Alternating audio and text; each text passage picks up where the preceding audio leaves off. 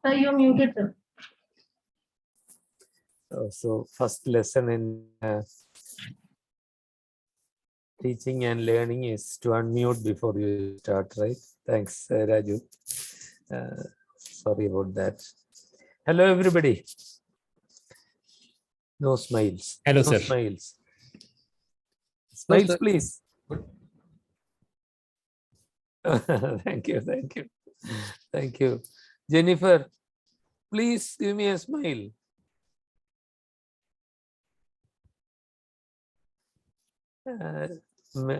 Practicing medicine is such a serious subject that when we forget to smile, it becomes so painful to continue our practice.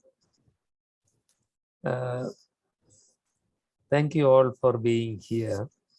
And Sridevi has asked me to talk about the pathophysiology of pain and about total pain. That is quite a tall order. By no means am I going to try to cover everything today. That would be a mistake. We said yesterday, at least to some others, that rather than trying to cover a subject, we should be trying to uncover some part of it. Many parts of pain management have been presented already. And one of the things that I don't do undergraduate teaching for all practical purposes anymore. But one thing that I found that very often, the medical students are loaded with so many classes and so much information that their receptivity is limited and their attention span is limited. Most of you are experts at teaching and are great. So maybe during any discussion that we can possibly follow, we will briefly talk about what techniques you use to ensure the attention of the students. And I hope to learn from many of you.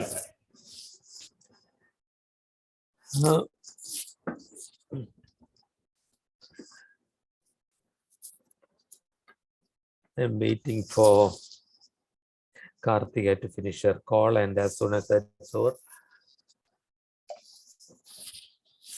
we'll get started. No, Sorry, I know how sir, difficult. it was work.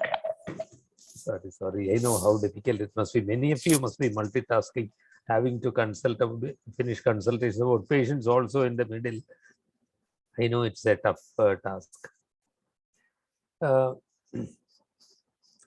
So one of the things that I try to do is generally to start with a question or with a patient story. You all must be having your own strategies now. In palliative care particularly, the advantage of patient stories is that they usually have not heard such stories. The stories are there all over the outpatient clinic and the wards. But ordinarily in our practice, we choose not to see them. I don't mean your palliative care practice, I mean in medicine as it is practiced today. There is an unspoken lesson to medical students to pretend that suffering does not exist. Because when you take in suffering, it can be overcoming. So maybe there is an advantage to that's an advantage to our teaching and learning process, that we are able to get their attention when we present a story. For example, I very often use a story like this. One of the people that once I used to treat, in the waiting room, somebody took that photograph and then sought his permission, because that shows their faces and it was not quite ethical to take a photograph like that, but he didn't mind. The man's posture is quite telling. That's a picture of suffering. And the woman's what she faces is I don't know, a picture of hopelessness and a total unawareness of what is in what life holds for her. So a picture like that also I find very useful usually to get the medical students' attention. But they are used to have the diagnosis. And I start by mentioning it is that a 35-year-old father of two young children. That's not the way usually case presentations are familiar to them. They start with 35-year-old male, or if they are a bit more benevolent, 35-year-old man. He's the father of two young children. That's the important point that I want to highlight to the students there. And of course, the diagnosis is important. It says squamous cell carcinoma. And therein lies a way of managing it. Generally, that's a radiosensitive tumor. Good news. And already there is some information about the nature of the pain. And I add, he is unable to sleep. When I ask for students' reactions to this, how would you proceed? Usually, almost all students start by a prescription. I would tend to point out that the assessment of the pain is incomplete. And I'll highlight this point. When somebody says, I have pain, I am unable to sleep, I would tell the students never to miss a cue. We should not jump to conclusions. As making assumptions is a recipe for failure. He may be insomniac because of the pain, but there may be more reasons for that. Most importantly, I should realize that gives me an opportunity to explore. After the first few questions, maybe not immediately after we have established a relationship, I would like to ask him, you said you are unable to sleep. Is it only because of the pain? Or is it that some many thoughts cross your mind? And if so, what is the most frequent one? That's my door to exploring their psychosocial factors. And also, I would ask the students, to this gentleman and his wife, how would you open the conversation? And with that, I want to make that major point that usually to build a relationship, it's a good strategy to say what you see. What do you see? You see suffering. Maybe if I sit down beside him and if it's too early to lay a hand on his hands, he doesn't even know me, but soon I might. It's good to sit down beside him and ask, you seem to be in some kind of stress, and just stop. Wait for him to respond. And I would make a big point out of this point about sitting down. Standing up, towering over him, looking down at him and initiating that conversation, I would say, is a total no-no. Unless there is no other choice. There may be situations where that is unavoidable. If at all possible, I would sit down beside the man at eye level. So when we were talking, Sridevi was talking about pathophysiology of pain. You all already, yesterday I heard the discussion about pain being not only a sensation, but also an emotional experience. And this man's emotional experience is what we are trying to explore. If I stop there for a second and ask for your reactions, would you already have some?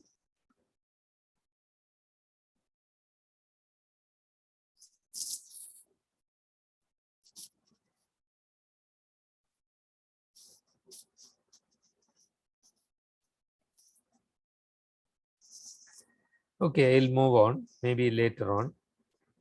I'll make clear, arising from the definition of pain, it is a sensory and emotional experience. It's not only about an electric current passing to the brain. It is about suffering. And our objective is not only to treat pain, it is to improve the quality of life. Is it possible that by treating the pain effectively, you may worsen the quality of life? Of course, very easy.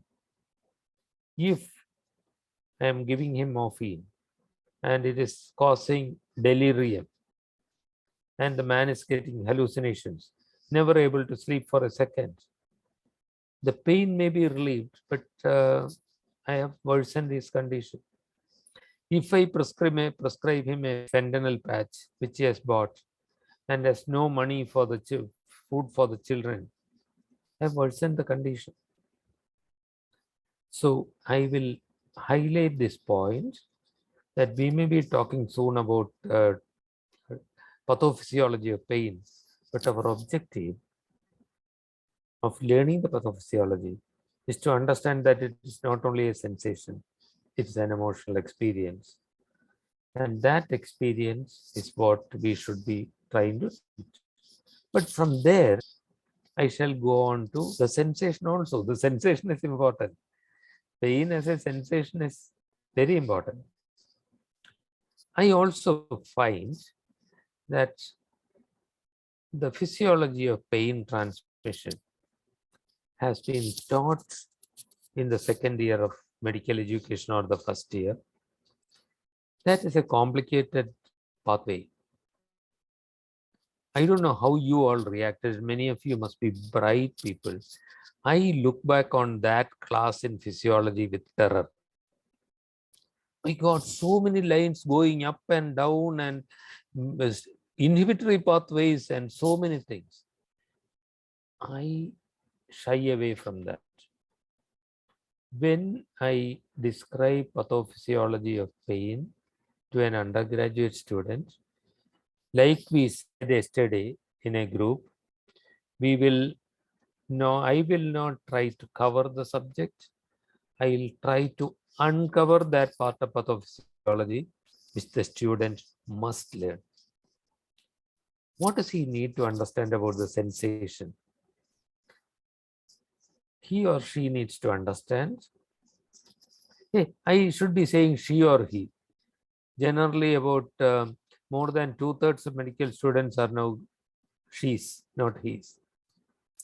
So she or he must understand that it is about electrical stimulation at the site of injury. Injury in this case caused by the tumor physically and also by the chemicals liberated around it and possibly by a reactionary edema caused by this. The chemicals in this case and the tumor itself may be stimulating the nerve ending. Nerve ending is too weak a term. We doctors want complicated terms, so we'll call it the nociceptor. It stimulates the nerve ending, which causes an electrical impulse to pass across to the dorsal horn of the spinal cord. And I avoid the ascending and descending pathways. I just say that they are transmitted to the brain. Where they cross, how they cross, etc., etc. I mean, that's good to know. I have no doubt that that's good to know. But I have limited time. I should be concentrating on the most important things. And when this electrical stimulus modified in the dorsal horn cell reaches the brain, one perceives pain. So having made a big point about it being an emotional experience, I am now coming to describe the sensation. Please pardon me for explaining what I do. What I do is clearly not the best way of teaching this. It's only my way of teaching it, but I'm using that way to emphasize the point that we should not try to cover the subject. Now, as a response to the electrical current, of course, you feel the pain when it reaches the thalamus and cortex. What exactly happens to the thalamus? What exactly happens to the cortex? I'm not describing now. I don't need it now. The student doesn't need it now, rather. I'll also explain that even before that, at the spinal level itself, reflex responses occur. How many minutes have I been? Many minutes.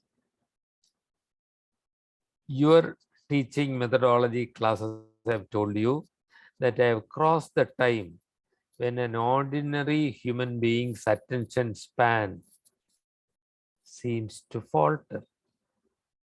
This is the time when I should be losing the audience, especially if it's an afternoon lecture, and especially that lunch was very good.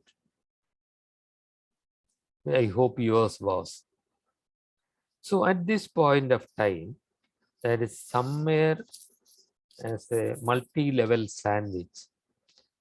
I would use stimulus variation. I would ask, what do you think are the spinal reflex responses? Or some question at the appropriate time. Approximately, I mean, the attention span could be 7 minutes to 12 minutes. That's what they say. So somewhere there, I would say, what do you think are the reflex responses?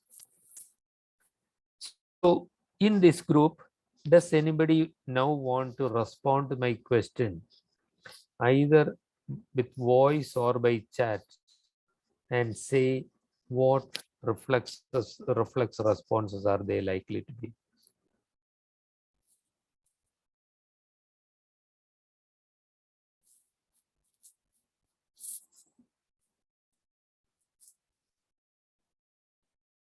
Withdrawal, Annie says withdrawal. You notice that I did not interrupt. When there was a silence, I respected the silence. Sometimes the silence can be awkward. After the first 5 seconds, the facilitator or the session chair or the moderator jumps in to fill the awkward silence. Don't. Let there be silence. Silence is good, makes people think. Withdrawal, Annie and Lavanya said. Absolutely. But let me put it in another way. Annie and Lavanya. It's a motor response, right? If it is a pinprick, it is withdrawal. But it's a cancer. How can he withdraw? Where does he withdraw to? Is he in a process of continuous withdrawal? Maybe it is mind.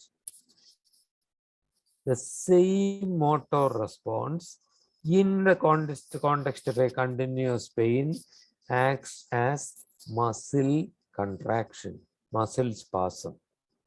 And you find that in many people with chronic low backache, it may not be the original cause of the pain that causes the pain causing pain. It may be muscle spasm. And you all know that muscle spasm itself causes pain. And when chronic, tends to cause nodules or bands of contracted muscles, always releasing painful substances, so that the reflex muscle spasm that Biju is contributing becomes the major cause of the pain. That also can happen. Okay, I have given the audience time to think. They have given an answer. I supplement it by adding, yes, absolutely, muscle spasm, that causes pain. But in addition, it can also be reflex vasoconstriction. And from that, I'll go to another question. Can that be a cause of pain? Reflex vasoconstriction? Consider a pain caused by ischemia. Ischemic pains are among the worst. And what any circulation may be happening through collaterals. And if there is reflex vasoconstriction, what's the consequence?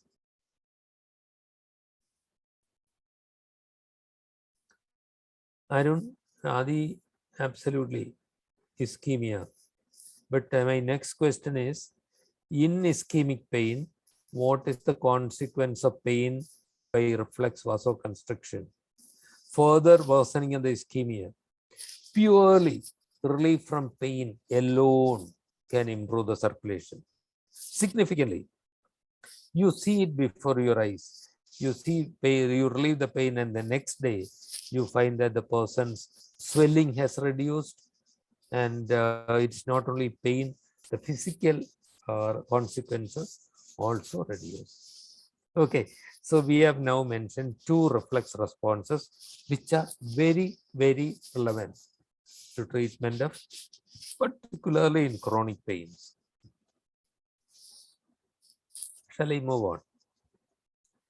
Now I have another question to the audience.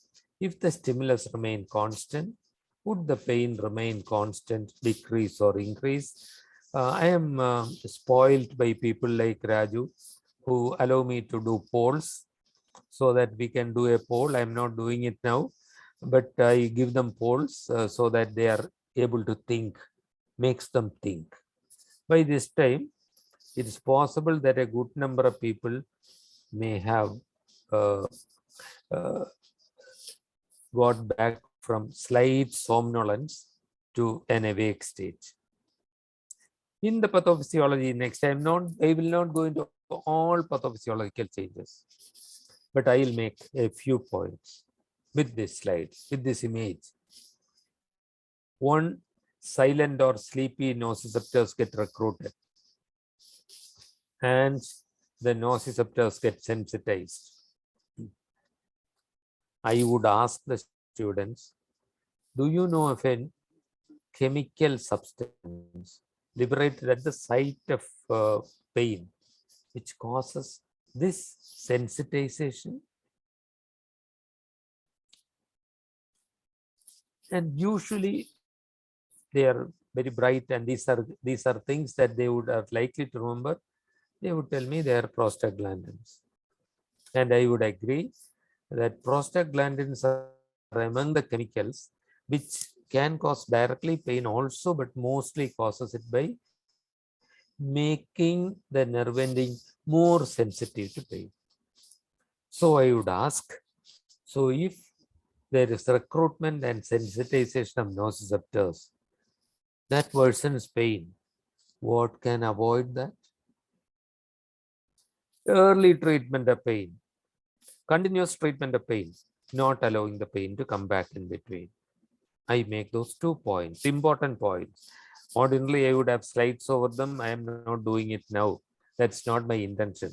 Just showing how I usually do it. I also talk about recruitment of adjacent spinal segments, but particularly about sensitization of the dorsal horn. At that point, I'll ask them any neurotransmitter that seems to cause this sensitization. They have already given me the answer that sensitization is prevented by early treatment of pain and continuous treatment of pain, not allowing the pain to come return in between. But at this point, they also talk about the neurotransmitter. Somebody or other in the group might come up with N-methyl D-aspartate. And I might ask again, what can antagonize NMDA? They may or may not bring up ketamine. If they don't, I will bring it up. The anesthetic agent ketamine in subanesthetic doses can cause significant reversal of sensitization.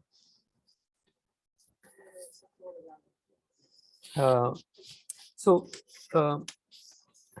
this is about pathophysiology of pain. A few points I would make.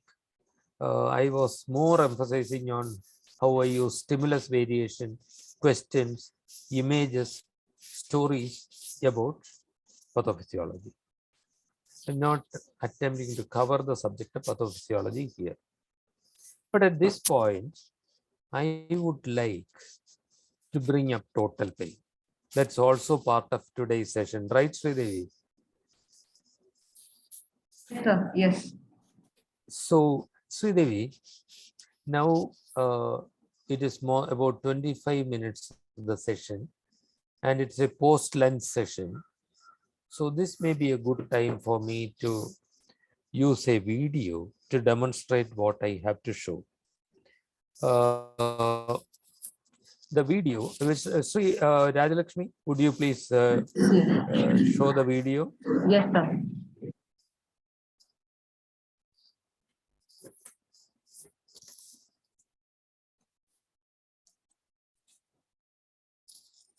In palliative care, we have this notion of total pain, pain that takes into account the life circumstances of the patient that contribute to his or her experience of suffering.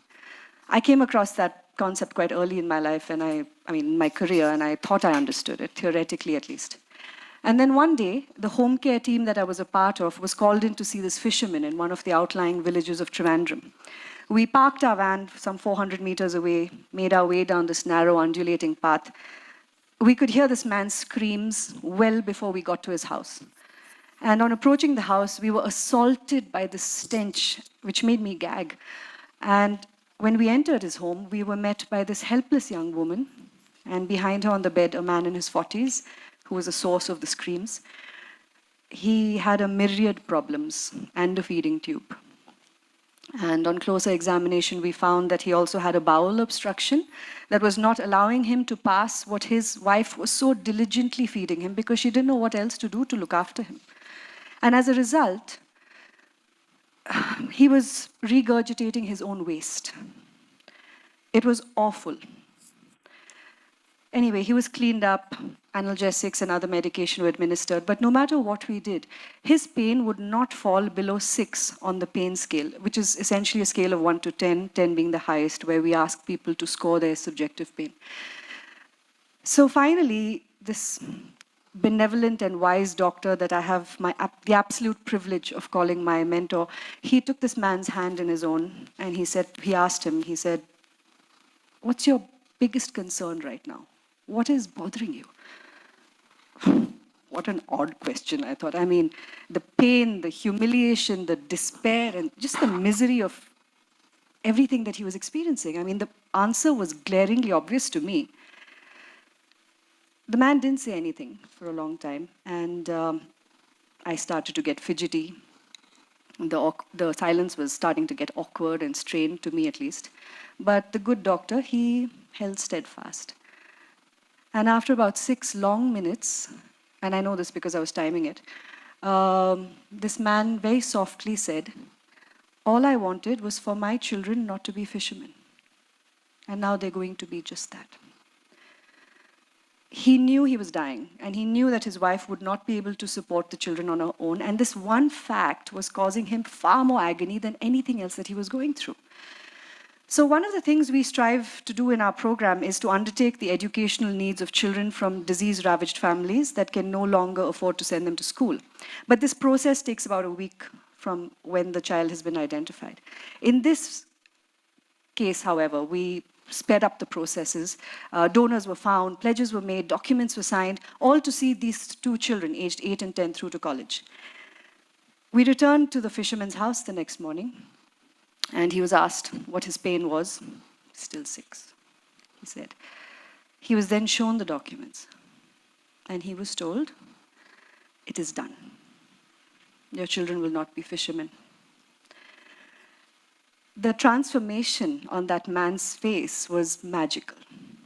And once he had digested that information, he was very gently asked one more time, "What is your pain now?" 1. He died 3 days later, pain-free.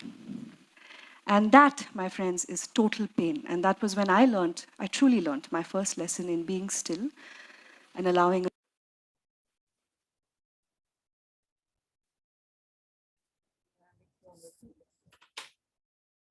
Thank you. Thank you, Raju, for playing that video. At this point, I would, the showing the video by itself is only a little bit. I would not show a 15-minute video in a 1 hour session or 40-minute session. Here I was using a 6-minute video. I would ask the audience for this is what you would do to. Why am I doing this as if you wouldn't know what the lessons they took out of it. And I hope their answers will lead me to give my point. Let me,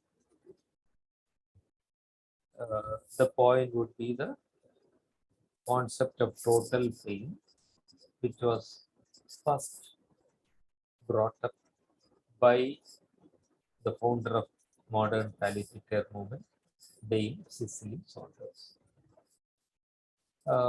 I have added the word financial. Cicely Saunders did not. It was social, physical, emotional, and spiritual. I added the word financial because in the Indian context and in the lower middle income world context, which is 84% of the world, financial pain is a huge part of social pain. I will bring this up as the important point in the story that my colleague Smriti Rana was so beautifully describing. Here was a man whose psychosocial problems was causing him so much of agony.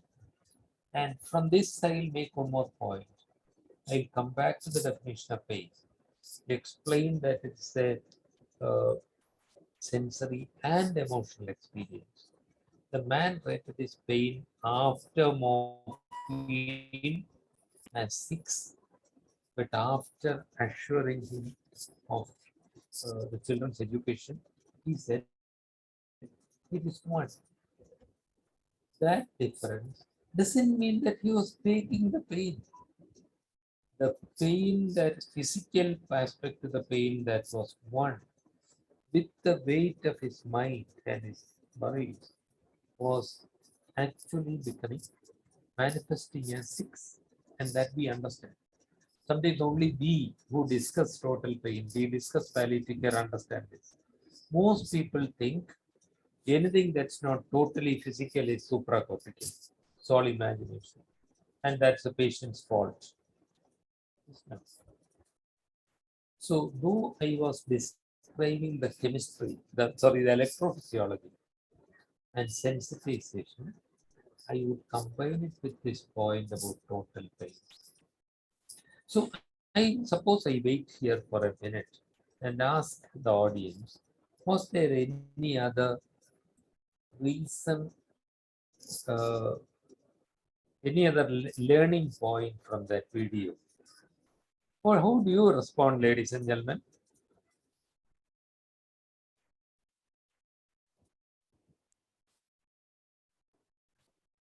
Was there any other learning point from that video?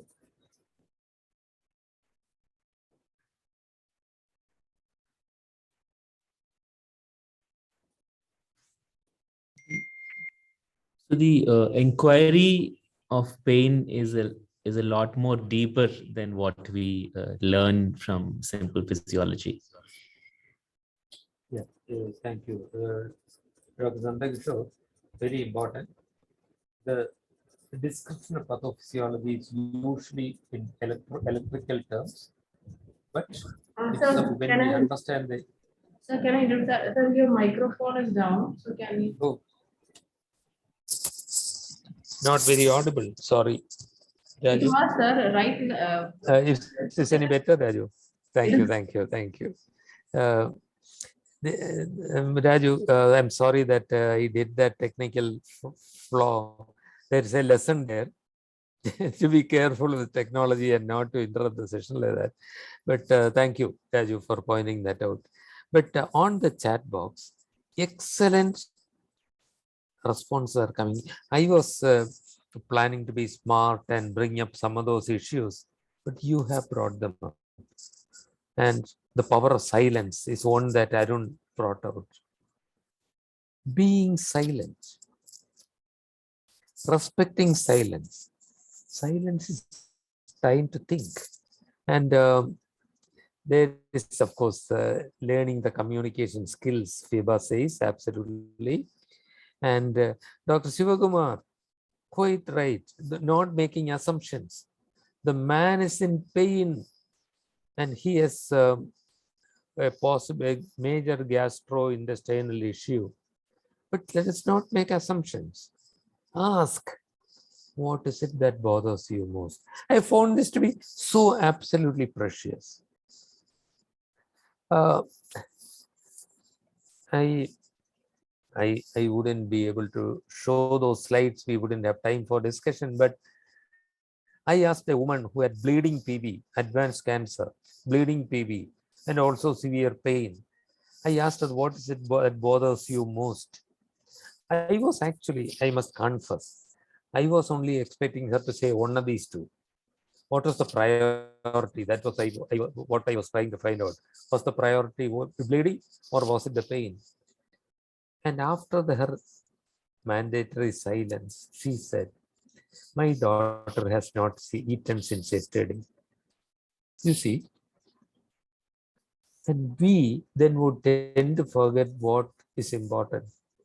And this is why in the opening slide, I said, when somebody says, I am unable to sleep, I will not make as an assumption that it's only pain. Thank you for the other comments, Jennifer. Communication and knowing the patient's perception.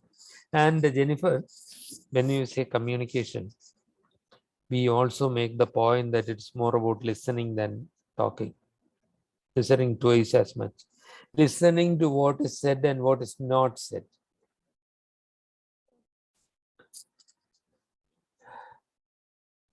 All the excellent comments have come in, and when you put them all together, you have perfect answers there. So coming back to my screen,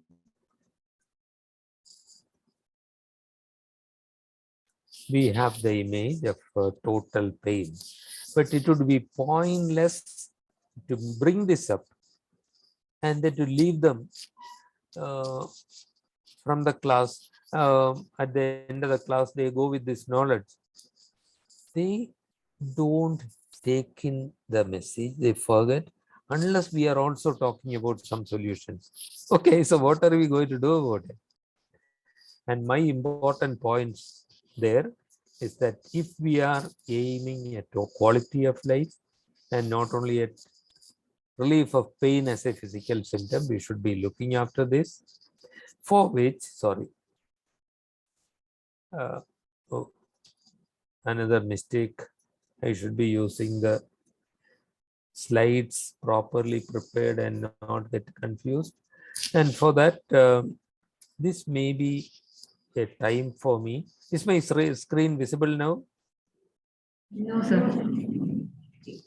Raju? No, no. My No. screen is visible? No. Yes or no? No, sir, it's not visible. Okay, sorry. Yes, we can see now. I would show these points one by one. I don't always use animation, but this may be one in which I would use animation. My session is on total pain, but I think I find it useful to bring up communication. And in your responses to my question on the chat box, so many of you brought up principles of communication. This may be a good time to revise them if they have not been said. This may be a good time to introduce them if they have not been discussed already, and leave it to the details to another session. I may not in the total pain session go through all the steps, but I'll make 2 points. Actually, I may make 3 points. One is the first one. Build the relationship. And to build the relationship, expressing your empathy is important. This, when I started the session half an hour back, I requested a smile from you. I think many of you find it difficult to smile.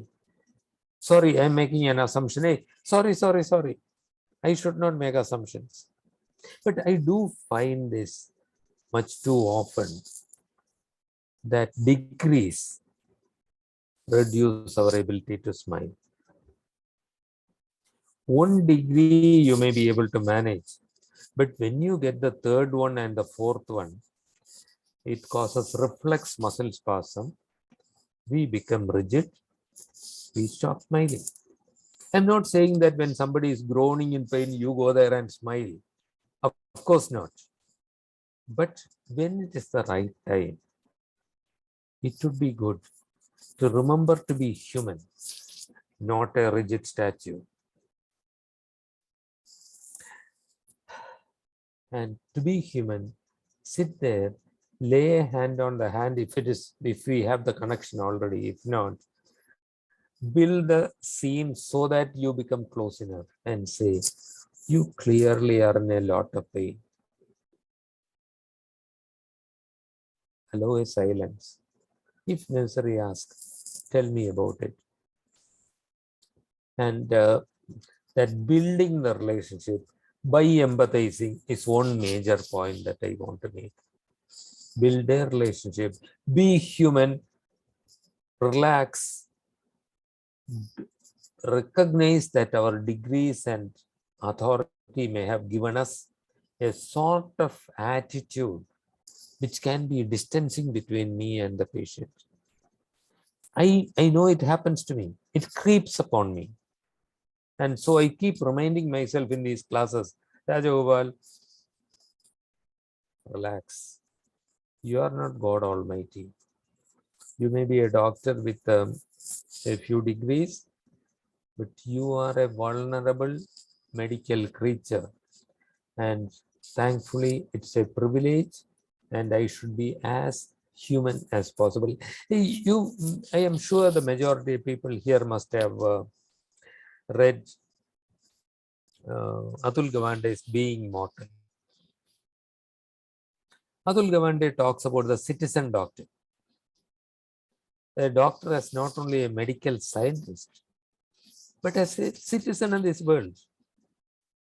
And I would go one step further, the doctor as a human being. That's a generic term for healthcare professionals. The generic term is human being, primarily. I'm sorry I'm lecturing about something like that, but I thought it was important to say because it creeps upon you. The rigidity creeps upon us without being aware of it.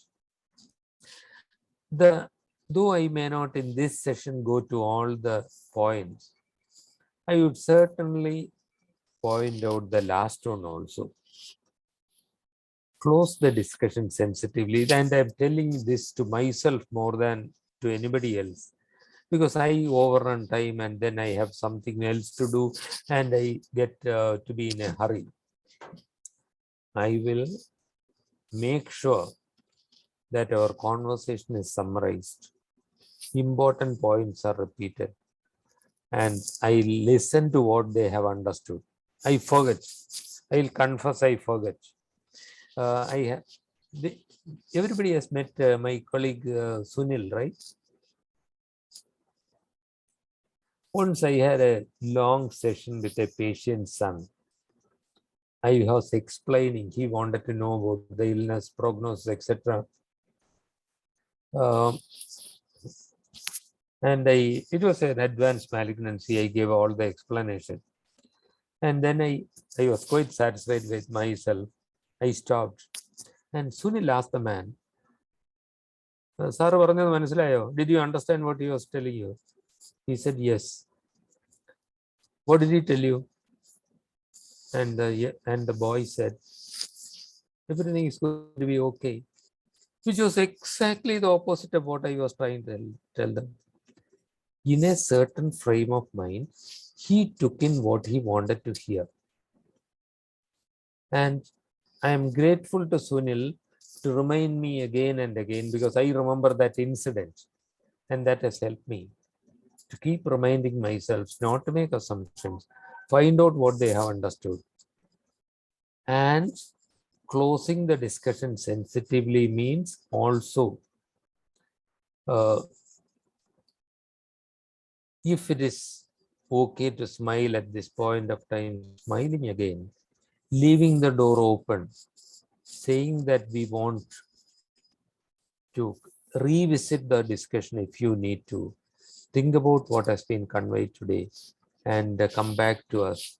Please note down any questions that may crop up in your mind and let us have a discussion again at the appropriate time.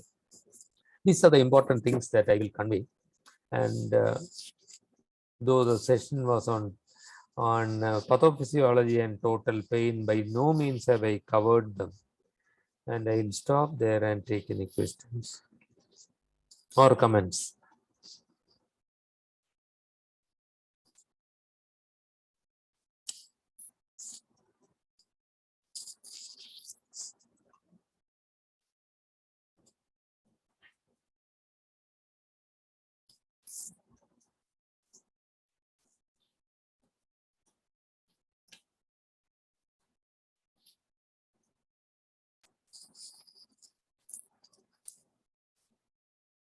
Hey, how long has the silence been? Something like 40 seconds. Usually some comment comes up by this time. If it doesn't, maybe I did not explain enough about what I was expecting. So, ladies and gentlemen, Sri, I don't know how many minutes we have. Sir, we have, yeah, maybe few minutes Oh, more. oh, sorry, I could not hear. Yeah, sir, we have to start next session by 2:50. So, Okay, so it's only another minute. Yes, sir. So, sorry, ladies and gentlemen, I did the cardinal crime of overrunning the time. I should never do that. So there is not enough time for discussion. But I'll wind up by repeating the most important lessons that I have tried to convey. I will, in my teaching, I will try to emphasize on stimulus variation, recognize that the attention span will be limited in students who are particularly subject to continuous classes. I'll use patient stories, questions, even if I do not wait for an answer, and stories and videos, etc. for in between, changing the stimulus so that attention is focused on the issue. In pathophysiology, there are some points that I said we must cover, like the emotional experience, like the sensitization and of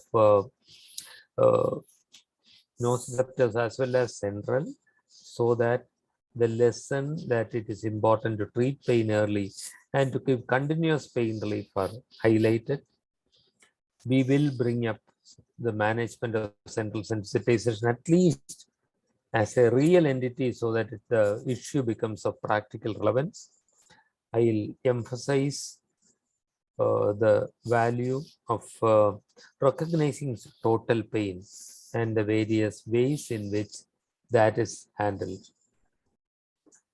So, Sri, thank you very much. Raju, thank you very much. Everybody, thank you. Thank you, sir. Thank you so much, everyone else. We'll quickly move on to the next session for today. Is on basics of communication skills. Many of you might be already teaching during the 8Com module, but we'll have a demonstration of how we do generally take communication sessions. So today we have Dr. Biju with us. Many of you might have already heard from Dr. Biju during the foundation course. Dr. Biju is the senior consultant and head of the Department of Pain and Palliative Medicine in Rajagopal Hospitals, Cochin, which is in Kerala. And he's been associated with palliative care working in palliative care for more than 17, 18 years now. He was with Pallium for quite some time, and he has done his post-graduation in palliative medicine from Amrita Institute of Medical Sciences.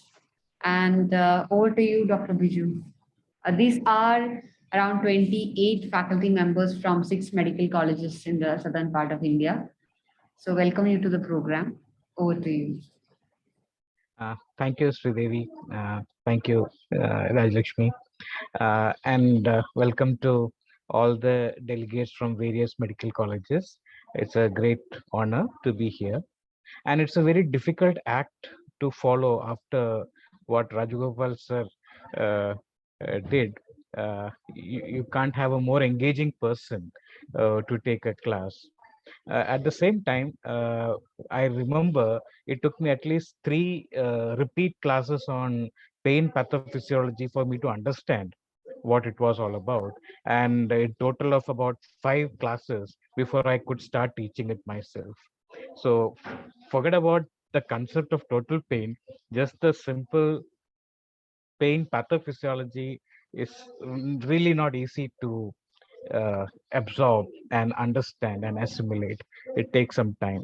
So good luck with that, because you are the ones who are going to teach the next generation of uh, medical students and future doctors on that. And since what Rajagopal sir mentioned in the later part of his slides, he brought it out that communication is a very important aspect as far as pain assessment, management, etc. is concerned.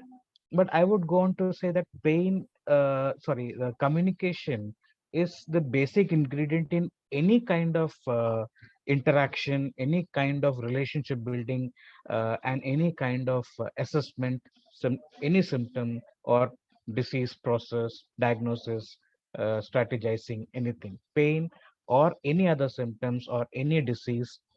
Communication skills is the basic ingredient that we need to impart to our students.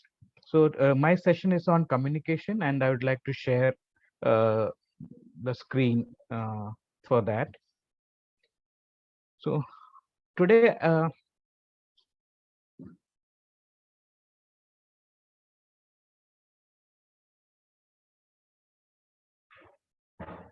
today I'm going to talk about basic communication skills. In my association with Palim India, we have been taking online communication skills classes for various groups, doctors, nurses, physiotherapists, and among doctors, various mixed groups. And we do it in 2 sessions. One is the basic communication skills session, which is part 1, and part 2 is the advanced communication skills session. In advanced, we talk about communicating bad news, bad pollution management, anger management. But to go there, we need to first understand the basic communication skills. For example, there are studies which show that enhancing patient satisfaction requires uh, giving them the feel that they have been listened to. So the satisfaction of the patient and families to a very large extent depends on whether they felt that they have been listened to. Similarly, a lot of medical errors happen because of inadequate communication, miscommunication, and all of these things can be preventable. When it comes to the clinical practice, the doctor-patient relationship or the doctor-patient family relationship, a lot depends on effective communication. And if you are able to get more information, you get more power to make a fairly good diagnosis. Remember the adage that a good history taking leads to a better diagnosis. Similarly, it is not just more information, but more accurate information, which leads you to a better diagnosis. And if you make a good diagnosis, a more accurate diagnosis, your ability to try to manage the problem improves. But you may have the best treatment option or the best treatment strategy, but if your patient does not comply with it, then the clinical outcome will not be what you had hoped for. And hence, for better patient compliance, effective communication is going to be crucial. Because what's the value of your knowledge and skills if the patient does not comply with it? And once you have the patient complying with what you are trying to do, then naturally you would expect better clinical outcome, and this will in return make the patient and family happy and satisfied with your services. And if the patient and family is happy, then you are going to be happy. Your team is going to be happy because you have reason to feel the positive energy which comes out of achieving something substantial. This also improves the patient's safety because good communication will minimize the errors. And overall, if you have a happy patient and family, your chances of being sued or even assaulted physically or verbally, all of those chances comes down. So it is in our best interest, it's in our selfish interest to learn good communication because it reduces our stress, it improves our well-being, at the same time it improves our uh, our clinical skills, our ability to showcase what we can do with the knowledge and skills we have done. It improves the quality of life of the patient and family as well. So it's a win-win for everybody when we learn good communication skills. So what is the key ingredient? What is the crux of good communication? That is active listening. And as Sir just mentioned before that, the main thing about communication is listening. And listening is never passive. It's a very, very dynamic process, and hence it is called active listening. So what does active listening involve? Primarily two things: what our body says, and secondly, what we say. So what we say is the verbal part, and what our body says is the non-verbal part or the body language part. Now, why is it important to learn body language? Because most of the time, when we are saying or when we are speaking, our body is also conveying messages. And if we are not aware of it, many times we are not aware of it. And therefore, if we are not aware of it, we may be saying something verbally, but our body may be conveying either totally contradictory messages or messages which may confuse the listener. And hence, what we are saying with our words and what we are saying with our body should be conveying the same thing. And remember, Rajul sir mentioned about showing empathy, showing that we are human. A lot of those are conveyed with our body. More than what we say, how we say gives those feelings that they are being listened to. Another reason why we should learn body language is because the major contributor to any conversation is body language. It's our body, our facial expression, the tone of our voice. All of this constitute the major chunk of any communication. Personal communication, professional communication, any human to human interaction, body language is a major component. And hence, it is very important to learn body language. There's a whole lot of information available on the net. You just have to Google body language for doctors or something like that, and you will find a lot of materials. And remember, it's a vast area. You can spend a lifetime learning and still not finish learning body language. For today's session, I'm just focusing on very few 6 to 7 points which we can use in our clinical practice from day one. First and foremost, making eye contact. Remember that we may think it is such a simple thing, but most of the time nowadays in our OP, we have a computer. Our focus is on the computer because because it is electronic case sheets now. Or if we are in the ward, we have the actual physical file. And many a times our focus is on them, not when the patient and the family walks in. So make a conscious effort, because it's a skill. You have to make a conscious effort to make eye contact. Now this is something that I keep reminding myself, despite I am one who is going around teaching communication skills, but many a times I check myself that I am not making enough eye contact, and especially in the beginning part, because eye contact is where two human beings connect with each other for the first time every time they meet, the first time or the 100th time. The eye contact is the starting point. The second important part is the smile. Rajagopal sir mentioned that smile is very important, and with more and more degrees behind us, we become more and more rigid. The smile doesn't happen. Now, the thing with smile is a natural, spontaneous smile comes to us when we see somebody we like, when we see somebody we know. Whereas when we are dealing with a patient and family, they are not part of our inner circle. They are not family, they are not friends, they are not relatives. So a spontaneous smile does not come. Hence it is important to realize or understand there is something called as a professional smile. The professional smile is, for example, when you board a aircraft, you have air hostesses welcoming you with a professional smile. You see the same professional smile when you go to a hotel or a resort or any other service industry where human beings interact with each other. And one service industry is healthcare, of which we are part. In our healthcare industry or sector, we are not taught the non-verbal communication. And hence, in our sector, when a patient comes, we just look at them with a blank look. There is no smile, because we need to understand spontaneous smile is different and a professional smile is totally different. Professional smile is a skill that you will get only if you practice it.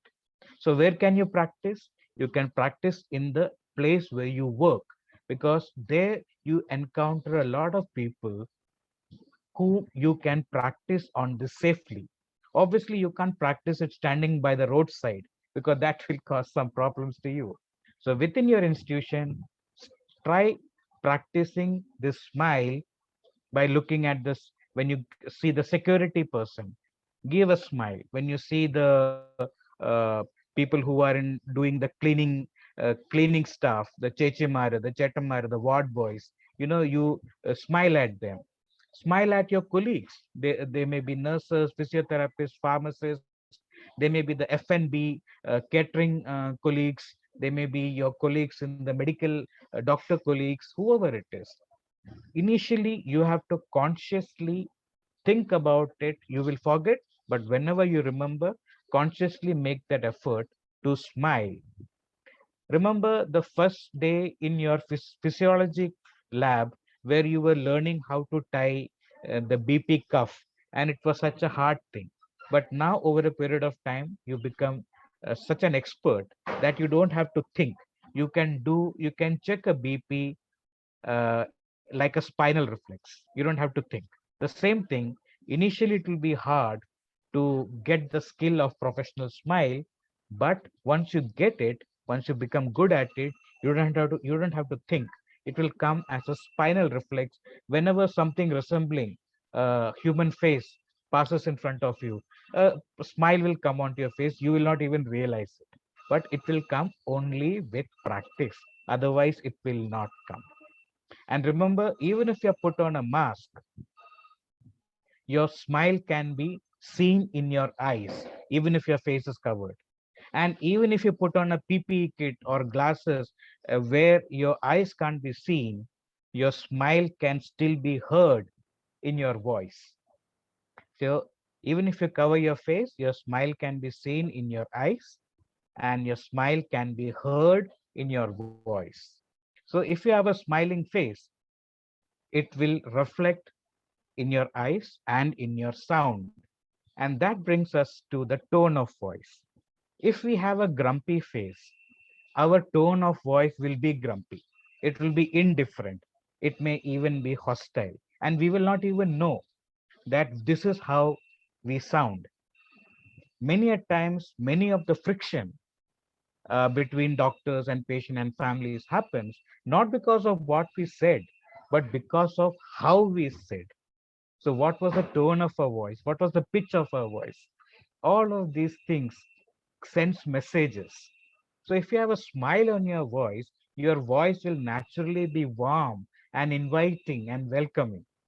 So that is the advantage of learning practicing the skill of smiling, because then you will get a good tone of voice, free, free, free. You don't have to make any effort in making a good tone of voice. Just practice good smiling, professional smiling, and you will get a good tone of voice, totally free. Now, coming to this slide, this is about body positioning. Till now, we talked about eye contact, smiling, and tone of voice. Now, let us focus here. You have this picture on the top left side, and here you see one healthcare professional standing by the bedside of a patient, and you see that they're making eye contact, right? Now, you see that the sternocleidomastoid muscle of this patient, it is so taut. That means this patient has to make an effort to turn the head to make this eye contact. And this effort would have been much reduced if this healthcare professional were to position herself nearer to the foot end of the patient. So when you go to a patient's room, the initial part where you say hi, hello, how are you today, those kind of things you can do over here, nearer to the foot end of the patient. Of course, when you need to examine or do some procedure, you may have to go towards this position, but the starting point is better when you position yourself near the foot end of the patient, so that the patient can make eye contact in a more comfortable manner. And now we come to this picture on the right side of the upper part of your screen. Here you see a healthcare professional sitting near the foot end of the patient, the same point that I was talking about. Here you can see the patient can make an eye contact with the healthcare professional in a much more comfortable manner. So that is the advantage of positioning yourself near the foot end of the patient. Another difference you can see between these two is that here the healthcare professional is standing, here the healthcare professional is sitting. The difference is here the eye contact is up to down. The healthcare professional is in a higher position, the patient is in a lower position. And here it is almost equal. Now, satisfaction improves when the body position is equalized. Remember, in the healthcare professional, the patient, no matter what the patient's financial and social position is outside the healthcare system, that patient may be a very, very wealthy person, that patient may be holding some very high position. But when they come into the healthcare system, they are the ones who need our services. They are the needy ones, and the needy one's position is low. And our position, no matter what our financial situation or social position in the healthcare system, we are the providers. And the provider's position is hierarchically above. So there is already a hierarchy between providers and the needy. And the as the gap between the providers and the needy increases, satisfaction decreases. And when you reduce the gap between the providers and the needy, the satisfaction increases. So when you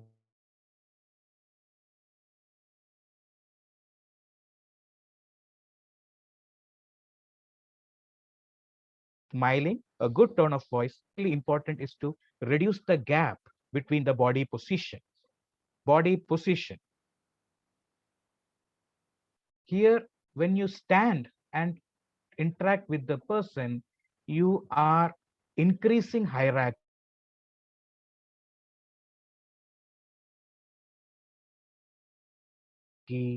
Hierarchy. The reducing hierarchy is the how close to the patient's eye level do you bring yourself. Here it is top to down, here it is equal. So when you bring yourself down, then you increase satisfaction.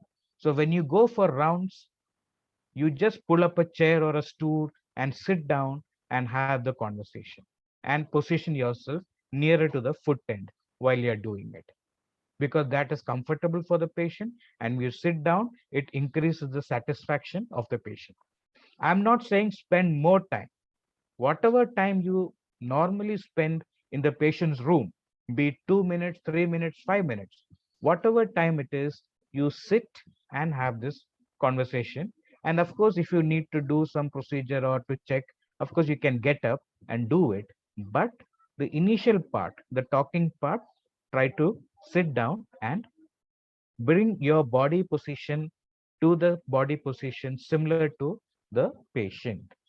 And here at the bottom, you can see a healthcare professional making eye contact with the child by bringing his body at this eye level contact. Now, when we are dealing with children, children being smaller in size than adult, many a times we have a tendency to bend down to look down upon them. And that is not going to be satisfactory. And many a time the children get scared. So when we try to interact with children, when we have to interact, first sit down. Here you see this person is sitting down on his knee, but we may not all be able to sit down our knee. It may hurt us. So just pulling up a chair or a stool to sit down and then interact with the child will enhance that. It will reduce the child's fear of us, and it will help us build relationship. So all of these things that we are trying to do is to increase the patient satisfaction and conveying, I am at your level, I am there with you. So all the empathy is being conveyed, relationship building exercises have started, and it has got nothing to do with what we are saying. It's our body which is conveying all of this. Another important part is body posture. Remember, earlier it was body position, now it is about body posture. See these two pictures. Which is the person you would like to interact with? This person or this person? Here you can see this person sitting with lordosis in his spine, and here you have this lady sitting with the kyphosis in the spine, a very slight kyphosis. See, you are all teachers, you teach medical students. When you do Viva, you will see that none of your students will sit in this position. Most of them will come and sit in a slight kyphosis, conveying, I am eager to listen to you. So this position is satisfactory. If somebody were to come and sit like this in front of you, I assume that you are not going to give good marks to that person, to that student. So most of the time, when somebody sits like this, it shows that I'm here to listen to you. The slight kyphosis of the spine is how we should sit when we are interacting with the patient and family. So that is the key part of the body posture, because that posture itself is conveying, I am here to listen to you. This enhances satisfaction, this builds up relationships, and it conveys empathy. So these are some of the examples of how medical professionals, healthcare professionals interact with patient and family on a day-to-day basis. These are good examples of leaning forward. Another area of importance is respecting body space. We all have body space around us. One is our intimate space or a personal space. Not everybody is welcome into that space. Only those who are very intimate with us. Maybe our children, our spouses, our close friends, close relatives. But apart from that, we don't willingly allow others to come very close to us. Then there's the social space, a space within which we interact with our colleagues. We don't stand very close to each other in our intimate space. We maintain some distance, but not too much of a distance. So that's the social space. It could be our colleagues or other people we know. That is the relationship within which we maintain a social distance. And then there's a public space, a bit more distance when we are interacting with strangers, people we don't know. However, in our healthcare system, the patient who walks in or the family members who walks in with the patient, they are not somebody we know. And for them also, we are not somebody they socialize on a regular basis. However, because of the way our service is, we have to often intrude into their intimate space and personal space because of the nature of our work. Now you can say there is an implied consent. They came to us. They crossed the threshold of the hospital from the outside world. They stepped into the hospital. They came to me, and therefore, as part of my service, I have to touch them, palpate them, percuss them, and even more intrusively, I have to uh, intrude into their personal space and intimate space. Now, I'm not denying about the implied consent, but the emotional trauma of being violated still happens. And that reduces, that trauma obviously is not satisfactory.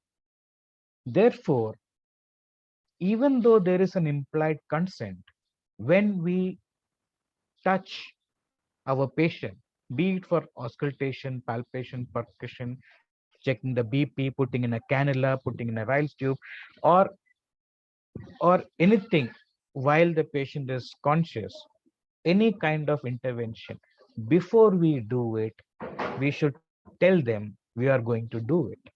For example, if I have to examine a patient, I usually take my step and I would, put it the earpiece, and I'll just show this, and I'll just shake my head. Uh, sometimes I'll say, I'm going to examine you. May I? So all of these things are important. Suppose you're going to do a small procedure. Let's say you're going to put in a Foley's catheter. So before you do it, tell them what you're going to do. Just like you would do before you auscultate, palpate, or percuss. You tell them, for palpation, I tell them, I'm going to lift your clothes because I want to press your tummy and see. But that is important because it gives the patient a chance to be mentally prepared for a hand coming and touching them. So even though there is an implied consent, when we tell them, their emotional trauma is that much reduced. Just think for yourself. If somebody, were to come and touch you in your tummy, how comfortable you are likely to be. So first of all, patients don't come to us because they want to come to us. They come to us because they have no option but to come to us, because they are ill, they are not well, they are suffering. So, they didn't come because they had a choice not to come. They come because they had no choice but to come to us. So that is why it is important to reduce the emotional trauma. So I was coming to the part that in case you have a procedure to do, you explain them that this is what you're going to do. That is not enough. While you're doing it, give them a running commentary, because even though you have explained this is what you're going to do, when you give them a running commentary, from moment to moment, they are mentally prepared. For example, I tell them, I'm going to clean you with the betadine, so you're going to feel a little wet on the skin. And after that, okay, I'm done. Now I'm going to put a sheet over you. And then say, okay, now I'm going to give you inject some jelly or something. So basically, we also keep up a running commentary, so their comfort is enhanced, because we are talking to them, we are constantly updating them. And this strategy is also a good strategy when you are dealing with the family, when they bring somebody in the emergency. So if you send somebody, a social worker or a nurse, and just keep them updated every 10-15, this is what is happening. The same strategy in the ICU. So this kind of updating or a frequent bulletin are all going to enhance satisfaction. So respecting body space is very, very important as far as improving satisfaction is concerned. So here there's an example of here a patient, a patient and a healthcare professional is interacting, and this aggressive intrusion into the space, even though there is eye contact, but this person, in the standing position, the hierarchy is there. So, and this so much of a hyperkyphosis of the spine, and look at the body language of the patient is trying to get back up as much as physically possible. Behind there is the chair, and this person is trying to back up, clearly uncomfortable. And look at a contrasting picture here. So this is my palliative care head nurse who was visiting one of my patients at home. And look at this picture, right? So there is eye contact, there's a smile on the face, and both body is in the same position, both are sitting, and there's a posture, there's a slight kyphosis, at least of the tilt of the head towards the person. Here also a slight kyphosis, the tilt towards the other person, and a comfortable distance, right? So a very, very comfortable distance between these two. So they are, gravitating towards each other, and here this person is gravitating away from the healthcare professional. So this is the importance of incorporating all the important body language: eye contact, smile, tone of voice, equal body position, body posture with a slight kyphosis, respecting body space. But all said and done, never forget the most important part, the human touch. Because of COVID, we were all scared to touch the patient. The entire 2020 did not touch anybody. But by the beginning of 2021, our fears were slowly coming down. We knew what we needed to do to protect ourselves, and slowly started touching our patients again. In the OP, when they go, just extend your hand and make a handshake. When you're going into the IP or home care, wherever you're seeing, always don't forget to offer a human touch. Human touch does not come when you're auscultating, palpating, or percussing, or checking the pulse, or any of that. A human touch is when you are communicating and you convey that you are with them in their times of despair by a gentle human touch.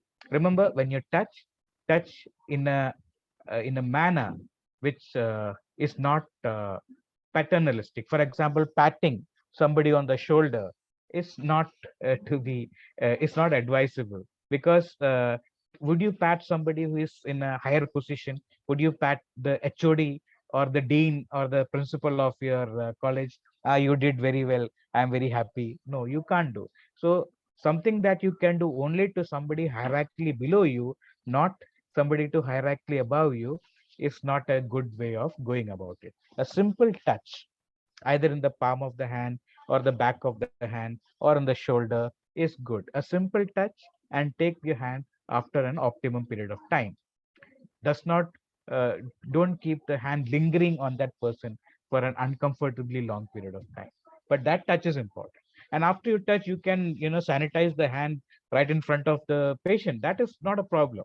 But at least make this habit of touching your patients, because my personal experience is that whenever I offer my hand, especially to the old grandmas and grandpas, and they jump onto it and hold my hand with both of their hands, and they're so grateful for that.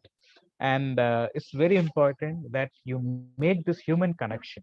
So all these things convey empathy, it convey that we are here for you, it conveys that you are not alone. So all of these things that you convey with your body enhances satisfaction, it builds up relationships, and good relationship is what is going to protect you from any possible unfortunate incident in the past. Because when you have a good relationship, they are unlikely to face you know harassment from those people. No amount of signatures on consent papers is going to protect you. It is a good relationship that is going to protect you, and hence make those relationships. And it is easy when you learn good communication, and all that thing that you learned in the body language right here does not tax your time. You can do all of that within the same time that you spend with your patient right now. None of this making eye contact, smiling, good tone of voice, body position, body posture, respecting space, and human touch. None of those things is going to take any extra seconds from what you are already spending the time. So you save on time, effort, and energy when you practice good communication skills. Now, coming to some verbal do's and don'ts. Now, these are the things that we say. And when we say, then precision of words and how you frame sentences becomes very important. The body language is kind of a generic thing, but verbal things are precision.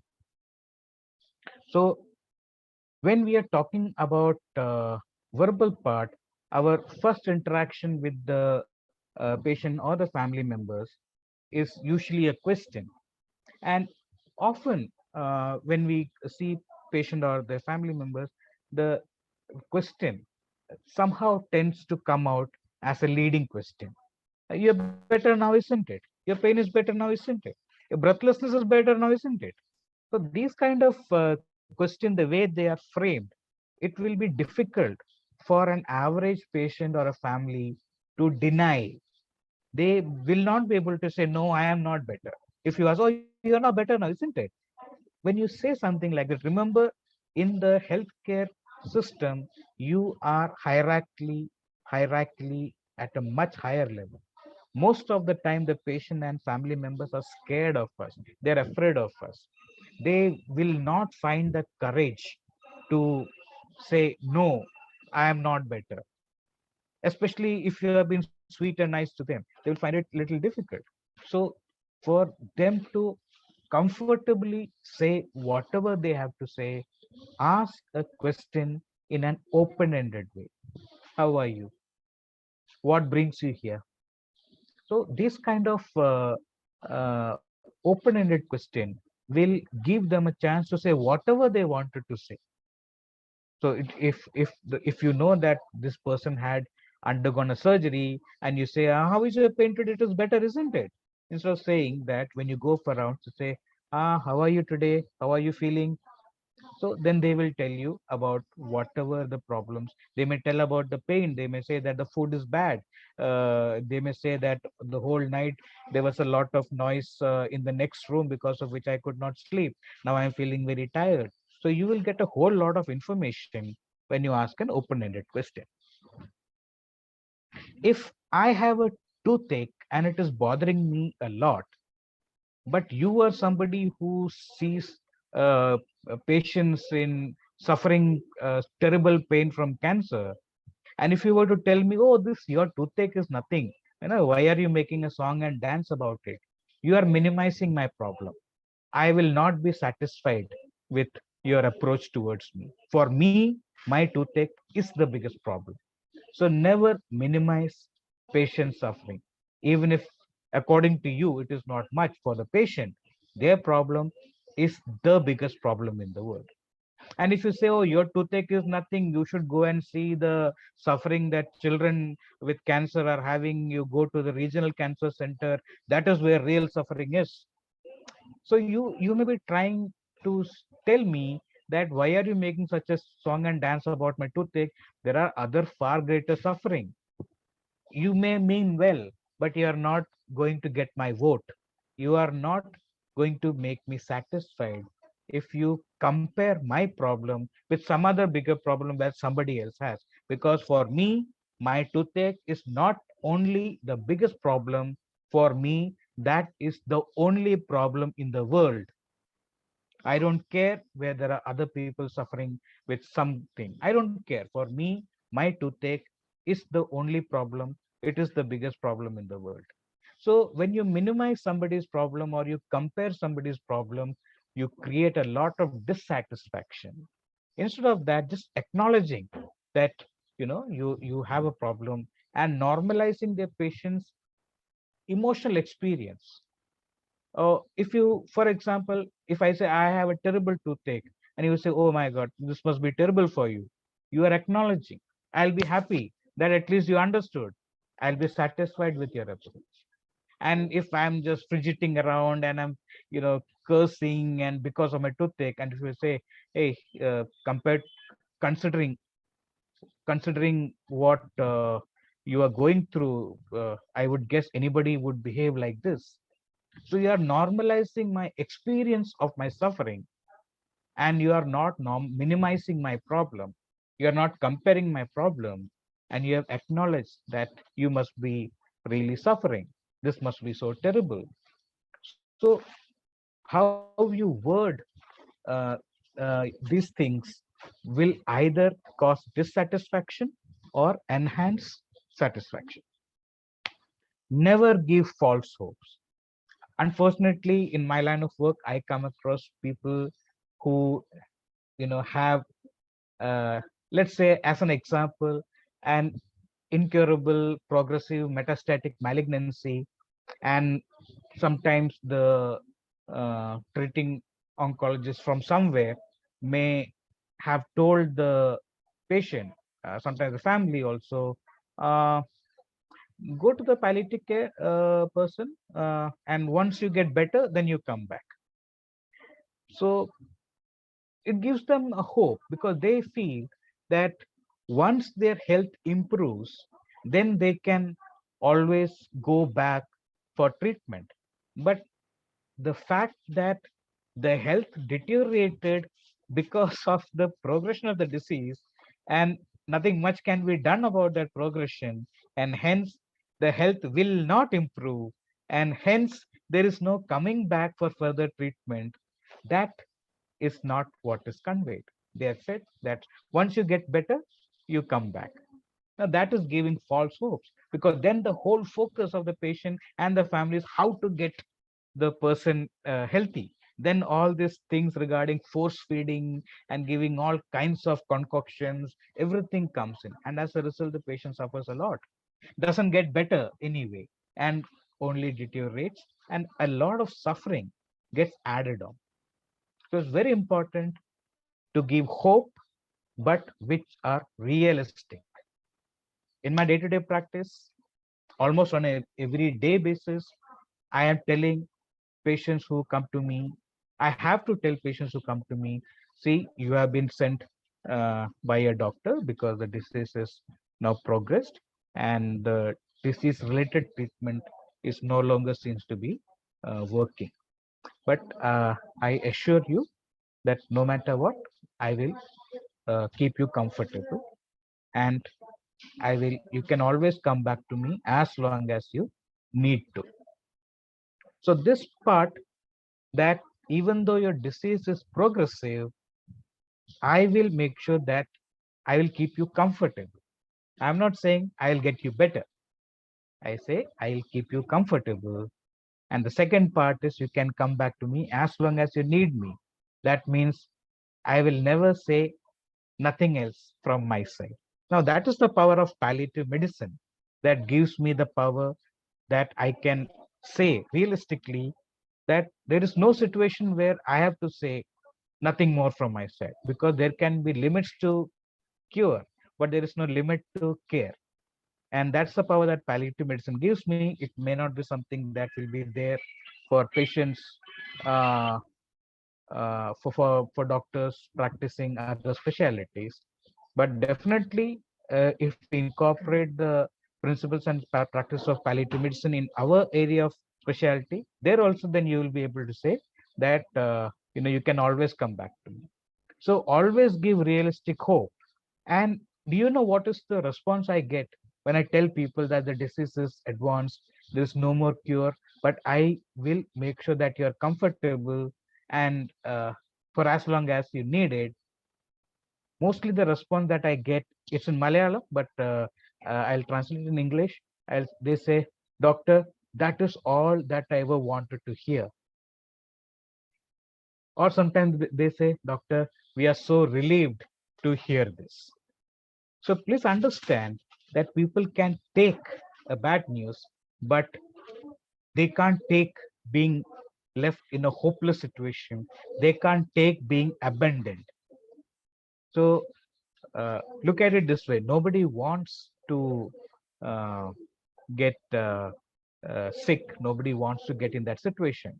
But if you give realistic hope, then people can live with that as long as they live. Never assume. Rajagopal sir mentioned about it. Never assume. It's always important to ask. It's always important to ask, because people may say things, I'm so worried, I'm so scared. Uh, you can and 100 people can say the same thing, but mean 100 different things, because for each individual, their situation is different. Therefore, ask and they will tell you. And that is how you get the information, the accurate information. And many a times you realize that you may not have a solution to the problem. But listening to them is never a waste of time, because when they ventilate, you are facilitating healing, because a lot of emotional stress gets ventilated when people talk. And for people to talk, they need another human being. And you can't talk to the table or the chair or the wall. You need a human being to talk. And you can't talk freely to every human being. If a human being doesn't look human, for example, a rigid, expressionless kind of a person who resembles more like a robot than a human being, a person may not be able to ventilate with that person. But a person who has all the right kind of body language, which makes a doctor look like a human being, the patient will feel more free to ventilate the emotional stress. And that leads to healing. It is like doing an ascitic tapping. Once the fluid flows out the tummy, you feel comfortable. At a later date, more ascites fluid will accumulate, causing ascites, distension, and distress. The same thing, a lot of psychological distress, you need to ventilate. After some time, they may still come up. You need to ventilate again. So it's a healing process. Listening, active listening is also important tool for a healing process called ventilation.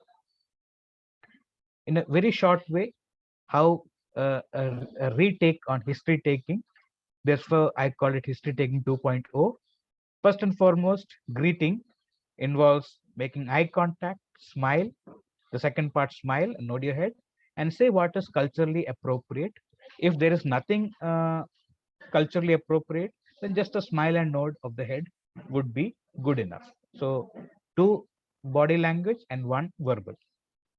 Get comfortable. If you are in your OP, give uh, give the people placed chair or stools to sit. If you go to the IP, make yourself comfortable, pull up a chair or a stool and use it. Start the interview with an open-ended question and then listen. A lot of studies have shown that doctors interrupt their patients within the first 15 seconds of them starting to speak. Average median is around 8 seconds of the patient starting to talk. So within 15 seconds, most of us would interrupt. So we have to keep reminding ourselves, listen. And not only listen, we have to encourage them to talk. And how do you encourage them? You maintain eye contact, nod your head from time to time, and make encouraging sounds like, mm-hmm, okay, go on. So these kind of sounds will reassure the patient that the doctor wants to listen to me. And clarify as you go along, because at a later stage you may not remember that. So in case they said something that you did not understand, or you did not understand the context, ask them, what did you say? Why did you say that? And this way you can clarify as you go along. Along with it, you also need to understand what they understand about their condition. What did the doctor there tell you? What was there in the result? What did the scan report say? So when you ask question like that, you will realize that often they have no idea what is going on with them, or they may have a totally out of place idea. Then what is the reality? Or sometimes they may have some correct information, a lot of incorrect information, and a lot of blank spots in their understanding about what is happening to them. Also ask what their concerns are, what are they worried about, because often as professionals, our concern is differential diagnosis, pathology, treatment options. All of these things as professionals are our concerns. But for the patient and family, their concerns might be, am I going to get better? Am I going to suffer like this? How much is this going to cost? How long it is going to take? Where should I go? What should I do? What does this mean? Can I continue to work? When can I go back to work? Will my life will be the same? All kinds of things. But this is something that is not taught to us. We are not taught to think what the patients and families concerns are, and we don't have to assume it. You ask and they will tell you what their concerns are. It's important to understand their concerns along with we as professionals, our concerns related to diagnosis and therapeutics. When it comes the time to share information, share it honestly. Communicating bad news is nothing but truth telling. The sharing of information, whether it is a minor thing or a very complex thing or a very bad information, all of that has to be shared honestly in a simple language that they can understand. Now, the biggest handicap of healthcare professionals is we are taught medicine in Greek and Latin. Most of the terms that we use as healthcare professionals, even though it appears English, their origin lies in Greek and Latin. For example, the collarbone is the English word for the clavicle that we know as healthcare professional. And clavicle origin is Greek for clavis, which is like a key. And from clavis, Latin became clavicle, and that is how we learn about our body and how it works. So our language of learning medicine is Greek and Latin, and when we use the same language with our patient and families, it sounds Greek and Latin to them. It doesn't make any sense. So we have to unlearn, get over our handicap of not knowing how to convey in a simple every man's language. Only then all the effort we take to convey will reach them. Sir mentioned about that incident between what he said and subsequently my colleague Sunil asking the bystander, what did you understand? And the person did not seem to have understood anything. So all of these things means that the whole purpose is defeated if we are not able to convey the message that we wanted to convey to the person sitting across us. Discuss treatment options. Now here we are used to having a medical board or a tumor board where various stakeholders, various specialists from various departments come together and discuss what is the best option. But we don't know one area of specialty, that is the patient's own personal life and the family's dynamics. The specialist in that area is the patient and the family. So we may have the best treatment option for the patient, but what if it is contradictory to their beliefs? What if they have a lot of fears about it? What if they have financial constraints? What if they have logistical constraints? There's nobody to come and sit as a bystander. So our best of our combined knowledge, which with which we come up with the best solution, will have no value if we do not incorporate the patient and family in the decision making. So once we have a consensus on the medical management strategies, options, then sit with the patient and family and then talk about it. And a lot of negotiation may be required.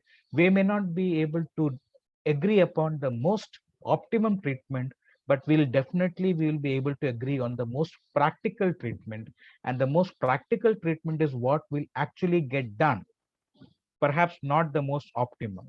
And it is very important to find out what is the most practical thing to do.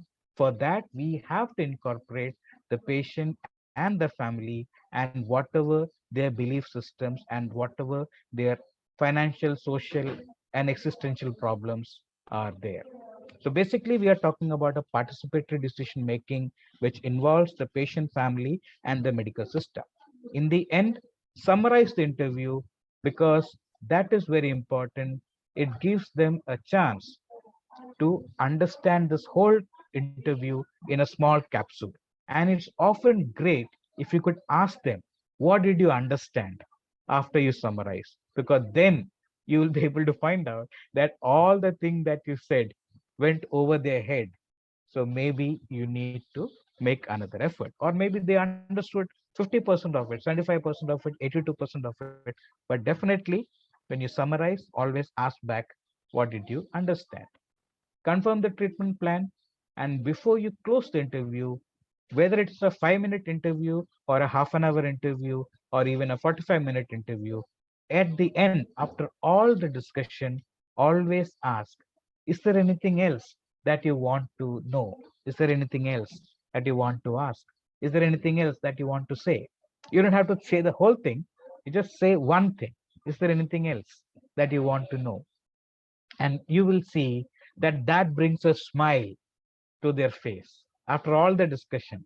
It's like after you have had a good meal, in the end, if you get a sweet dessert, it completes the meal. Similarly, when you have an interview with the patient and family, in the end, before you close the interview,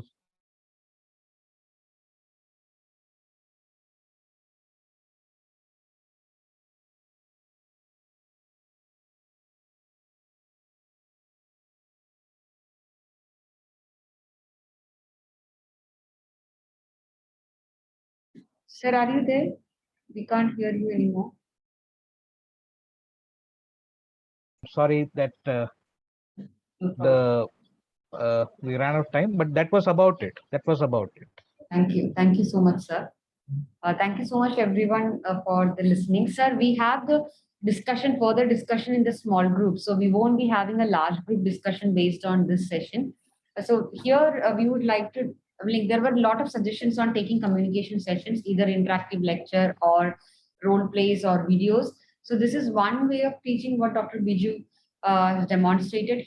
Although when it changed to virtual education, although it is a lecture, you could see how Dr. Biju has incorporated that into a very, very beautiful and engaging way using the smileys where generally students can relate to, and making it into history taking part of it so that it's more easier for every one of us and the medical students to understand it in a medical language than like just a communication. So this is one way that we would wanted to demonstrate to teach communication session in a lecture mode. Thank you so much, Dr. Biju, for being a part of this program. If you would want to join the small groups, we are happy. Otherwise, we are just going ahead with the small group discussion. No, I'll definitely want to leave. I'm sorry, Yeah, sure. I can't stay because some patients are waiting. Sure, It's a sir. working Thank day you so for much. me. Yeah. Yeah, thank you so much, Thank you so much, sir. and thank you all of you who have been listening to this for this session. I'm sorry that we could not have an interactive session, so probably some other day. Thank you. Thank you so much, sir. Hello all. We had a 10 minutes break. Can we go ahead with the small group discussion so that we can wind up on time? All the faculty are also here. Is it just type in the chat? Yeah. Because everyone is here anyway, we'll just go ahead with the small group discussion. So the same thing which happened, okay, some people want 5 minutes break, but I think Dr. Mailapuram, you are the only one. So can you just quickly go take a break and come back to the small group, sir, please? So we'll just break up into small rooms. The same thing like yesterday, you are already given subtopics, your mentors are ready. You can present your subtopics in the group and we'll come back to the larger group after 50 minutes. So mentors, please make a track of the time so that everyone get a chance to present their micro teaching lecture. So please make sure, we'll keep sending reminders on time anyway in between, but it's good to have smiles by the end of the session. Thank you so much. So we'll quickly have a round among each group, just quickly summarizing and sharing with others that maybe we can take some ideas from one group to the other. So we'll start with group one. We can just share like what were the ideas that has been discussed in your group. about teaching the communication module. Dr. Vineetha and team, I think Dr. Anish, Dr. Arun, Dr. Naina. Good evening, ma'am. Dr. Anish here. So we had presentations on all 5 subtopics, and the essence was that multimedia should be used to get through the point of how to communicate. Role plays and role play, especially the bad communicator being the doctor, and good communication being done by the students. And then handouts of conversation between a doctor and patient can be given on the previous day of presentation, so that the students can go through the conversation the previous day and come next day to see the visuals again, so that they can follow the conversation. The non-verbal do's and don'ts, how your attitude affects the patient through PowerPoint as well as role play or videos demonstrating that. Active listening again, role play was the one which was used. So more than theory, basically multimedia usage to show them how communication has to be done. And we were just concluding our discussion towards the end when the time ran out. And again, a point of pollution to be also brought in when barriers of communication is discussed, so that patient bystander doesn't want the patient to know, and how do you deal with that. That could also be just introduced at least during this time. But when we were discussing the most important part of it, we ran out of time. The 2 points that I'd like to is the language barrier. What happens is the students are taught in English. They learn the concept of medicine in English. They go to the patient, ask in Malayalam. The patient talks back in Malayalam, and he converts it to English in his history. And in the meantime, the soul of what was to be conveyed is lost.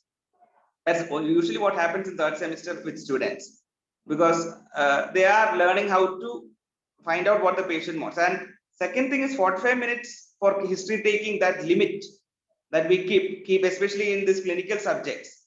See, for proper communication, if time becomes a barrier, then again the original story is lost. And the third thing is, we teach them all these modules about communication, but does this actually happen? That's a question that the student might ask when he stands in one of our OPDs, because he might be seeing the consultant, seeing patients in 5 minutes, hearing just or maybe asking things only, not hearing at all, rushing through the prescriptions, disposing of patients. So there might be a conflict between what we teach them in modules and what they actually see. And this could bring in a conflict within the student. The conflict of a 3rd semester student is, actually, what am I doing? He doesn't know why he goes to the wards. He doesn't know why he is taking this history. He doesn't know why he is presenting it. And the fault also lies with us, because we were trained like this. So we see the students trained like this and we don't see any fault in it. But eventually what happens is the original story is lost.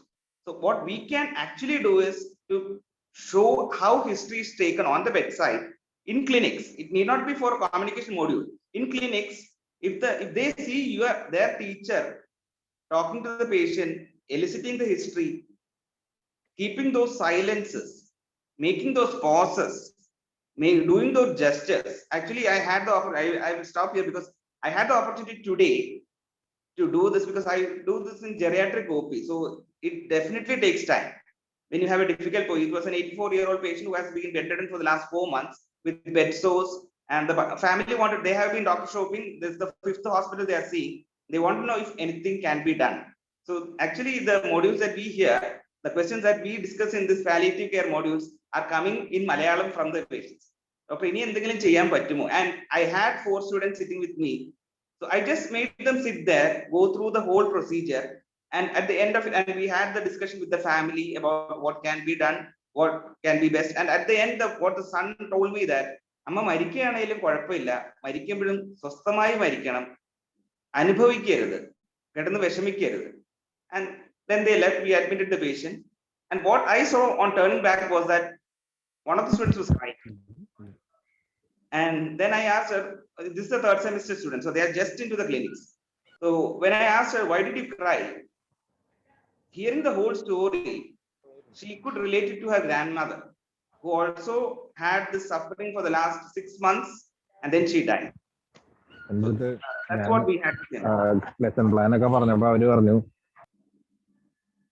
Thank you, Dr. Anish. That was a wonderful, like so many points. First thing, Dr. Rajagopal was also mentioning, I think it was Dr. Nandakishwar asked that question, that we ourselves have to demonstrate, and that's the biggest way of teaching students, like you said today, rather than giving them a lecture or a role play or any other activity. If you can actually demonstrate that within your clinical practice. And you said the barrier rightly, like in a busy OPD, how can we actually demonstrate this when you dispose of patients in 5 minutes and they will think, oh, these people teach everything, but they don't do practice any of these things. But maybe as someone was mentioning, like maybe when you take that 5 minutes, if you are just giving a touch or the tone of the voice, how you are seated even in the busy clinic, those small things can actually change many practices, even though you are not spending an extra time there. Maybe that non-verbal skills and the tone of your voice, you are just keeping your hand on the patient's hand. So those things can make a change, even though you are in a busy. But you made it a very good point that demonstrating it in your clinic is the best way of teaching communications. That's very wonderful to hear from you, Dr. One more point, can I add, ma'am? Yes, sir, please. Even when you do this in 5 minutes, if you had touched, after the patient leaves, you could again tell the students that this was what I did, and this was actually it was done purposefully as part of a good communication. So they might not have noticed even. You were touching the patient, or you were just standing on the side, you were giving time. So if twice or thrice, if it is done actively by the teacher, then it will have an impact on the student. And slowly they also develop this when they go to the wards. Actually, I think a doctor should start when he's a medical student, not after passing degree, MBBS. That's what everyone thinks. Once you pass MBBS, suddenly you will become a doctor. You don't. Very, very true, Dr. Anish. Thank you so much. Those are all wonderful points. Thank you so much. Group 2. I think Dr. Seema's group, Dr. Srinivas, Dr. Madhu. Would one of you want to say anything? Yeah.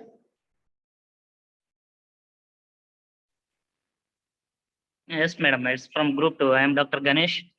This is about today's session is totally about the communication skills. Mainly in the student perspective, communication skills are more important. Again, after Mr. Anish is saying about the same thing, I am also having the mind to tell the same words about the demonstration part, about the role plays, about the do's and don'ts. So we should have a, madam is telling already, it's about, so we should have a proper PPT, which should have all the things which should be understood by the student, mainly about the small videos or all the things. Next, about the active listening. Mainly the active listening, we as a doctor, we should have a role play by ourselves so that the student can be known better than this. Another way is about the, now we are discussing about the time issue in the clinics, I think. Student have, every student will be having a time for clinics, I think. In the time of clinics, we can show them how this, all the do's and don'ts of the verbal communication, how the active listening, this all comes with the session itself, I think so. But no need of this worry about the time. We are not having time to demonstrate the students. We are not, you can do it 5 to 10 minutes. We can spare on this palliative care about the to the students itself, bedside in the clinics. This is my point. It is better to be discussed about it. Another thing is about the barriers of the communication. The most important barrier we feel here is about the language, and about the another thing is about the fear of the patient and also the beliefs of the patient. So that is the concern to be taken, and it's running out of the time. I end this small discussion. Thank you. Thank you, Dr. Ganesh. Again, everyone feels that demonstrating good communication skills is the best way to teach.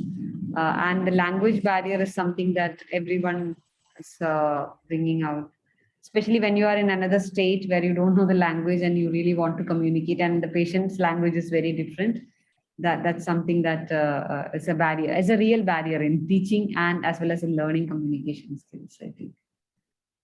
I think we'll have to have another discussion on how to overcome these barriers when we teach, because that's something that we really need to sit down and talk about it. Hopefully we'll get some time before this workshop ends. And then group 3, Dr. Dinesh team, Dr. Annie, Dr. Kannan, Dr. Jennifer, anyone of you? Hello. Yes, Dr. Annie, please.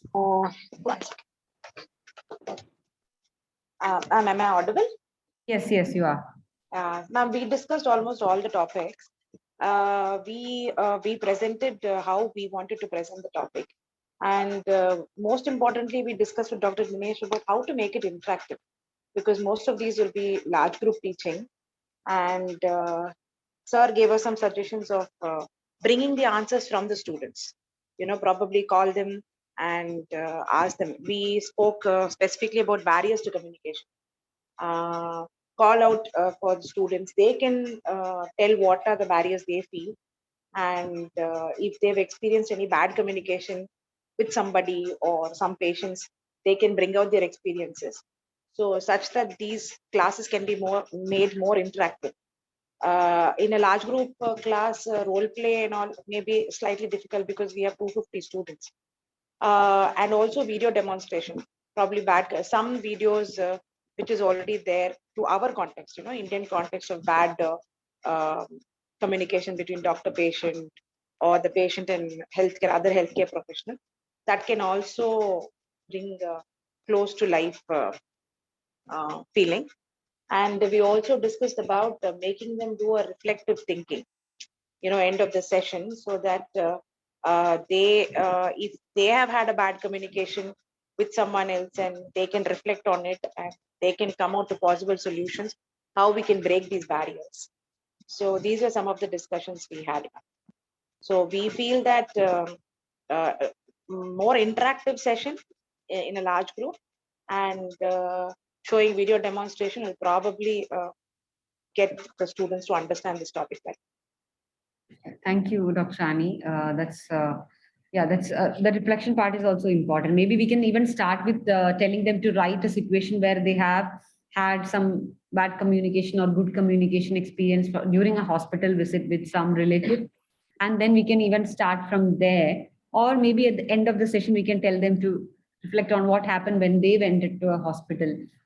We used to start with that question once, like we tell them to take 5 minutes and think, when you are in a hospital, what struck you the most? It's usually the bad communication from a nurse or a doctor that they might remember. So would you like to change that when you become a doctor? And that's how we used to start the communication. So it can be given, that reflection part is very important so that they can very much relate to what you are going to teach. And in the modules that we have shared with you all, it has a lot of links to the Indian videos and some articles and some activities being mentioned. So please feel free to use any videos or any materials that has been shared in the group.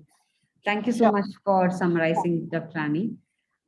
Group 4, Dr. Aditi's group, Dr. Adi, Dr. Anil, Dr. Feroz, anyone from your group?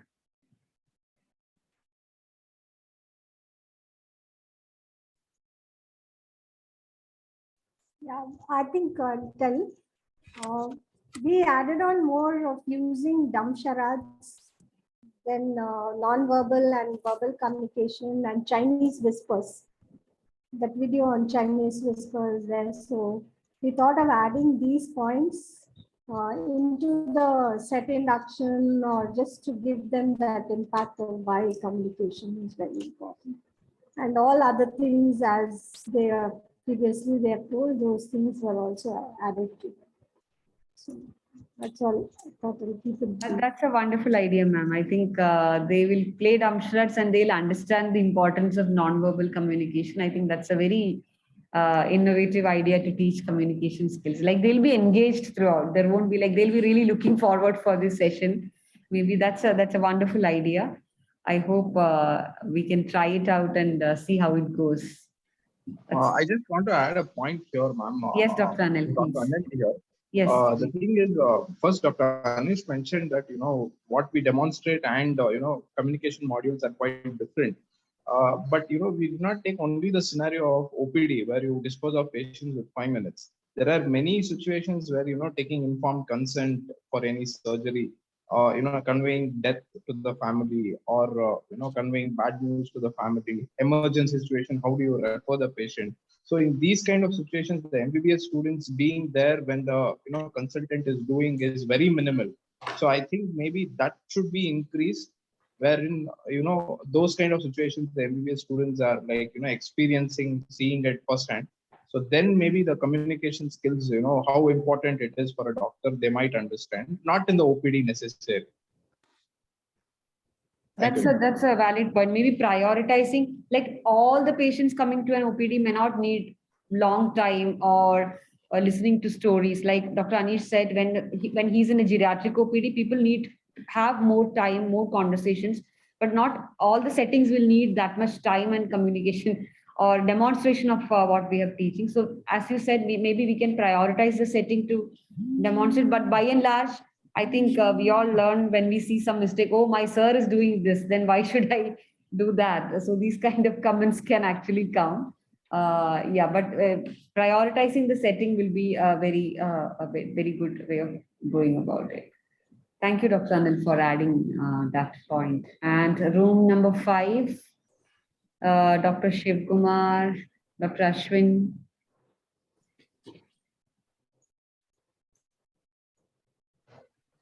So 4 people could present the presentations. 1 couldn't present because of some technical glitch. And 4 people presented about what is communication and what are the do's and don'ts of verbal and non-verbal communication and what are the barriers. And we have gone through different techniques of presentation. One is video demonstration of how to do a good verbal communication, and what are the pictures of to do a good body language, how to make the patient more comfortable.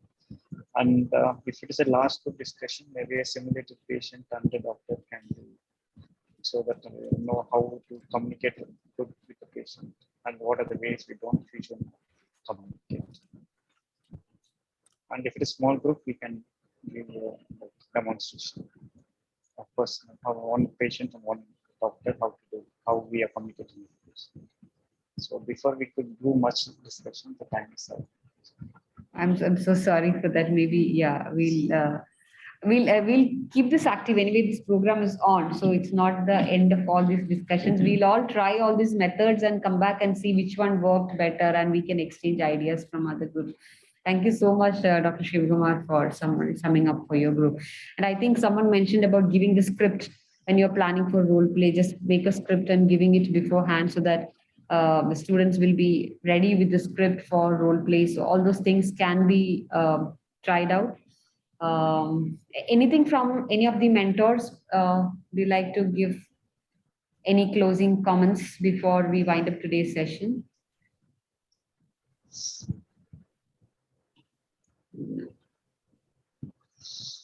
So thank you so much for staying with us till 5 o'clock. Tomorrow we are focusing on pain management and the small groups. Yes, Dr. Dinesh, we'll thank you for summarizing it.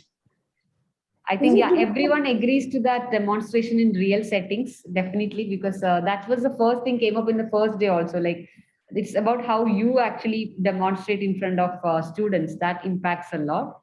Thank you so much for summarizing. We'll take away this chat for the summary. Is it tomorrow or is it Monday? Sorry, Monday. Sorry, ma'am. It's Monday. We'll be dealing with the pain management, and the small group discussion subtopics will be sent in the group. We'll be discussing more on the step 3 because step 1 and 2, everyone is using every day. So many of you might not be using the step 3 a lot. So we'll be focusing the discussions mostly on step 3 for the small groups.